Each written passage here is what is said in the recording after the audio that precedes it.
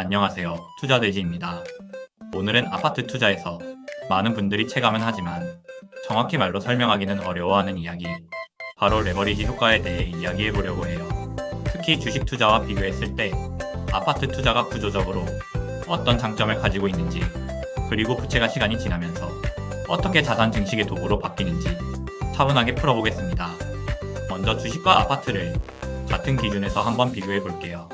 2020년 1월부터 2025년 11월까지를 기준으로 QQQ와 서울 아파트 가격의 흐름을 나란히 놓고 보면 결과는 꽤 명확합니다. 이 기간 동안 QQQ의 연평균 수익률은 서울 아파트의 약 2배 수준이었어요. 수익률만 놓고 보면 주식이 훨씬 좋아 보이죠. 하지만 여기서 끝내면 중요한 걸 하나 놓치게 됩니다. 바로 변동성이죠. 같은 기간 QQQ의 월간 변동성은 서울 아파트 대비 약 6배에 달했습니다. 이 차이는 위험 대비 수익을 보여주는 샤프 지수에서도 그대로 드러납니다. 오히려 서울 아파트의 샤프 지수가 QQQ보다 2배 이상 높게 나타났어요.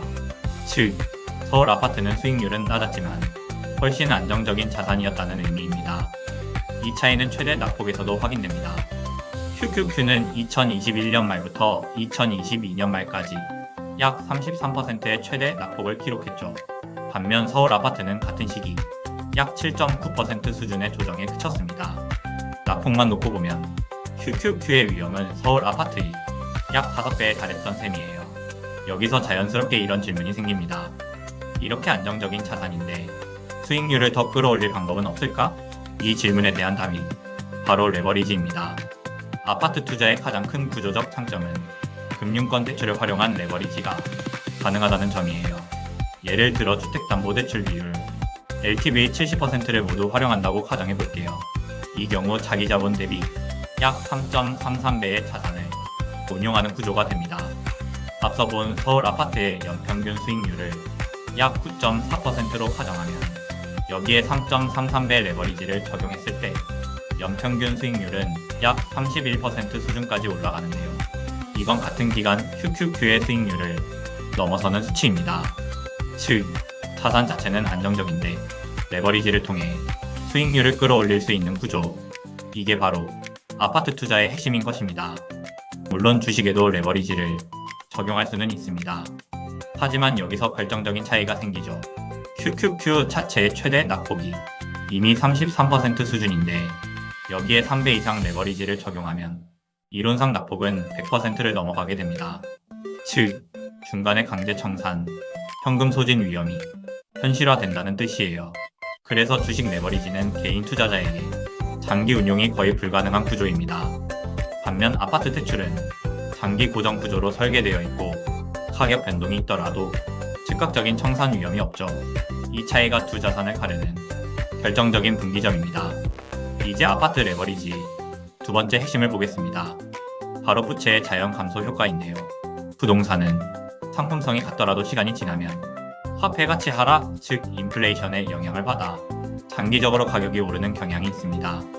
반면 대출 원금은 시간이 지나도 명목 금액이 변하지 않죠. 서울 아파트의 장기 상승률과 물가 상승률을 감안해 연평균 자산 상승률을 보수적으로 6%로 가정해 볼게요. 10억 원짜리 아파트를 매수하면서 LTV 70%를 적용해 7억 원의 대출을 받았다고 가정하면 초기 부채 비율은 70%입니다. 하지만 30년이 지나면 상황은 완전히 달라지는데요.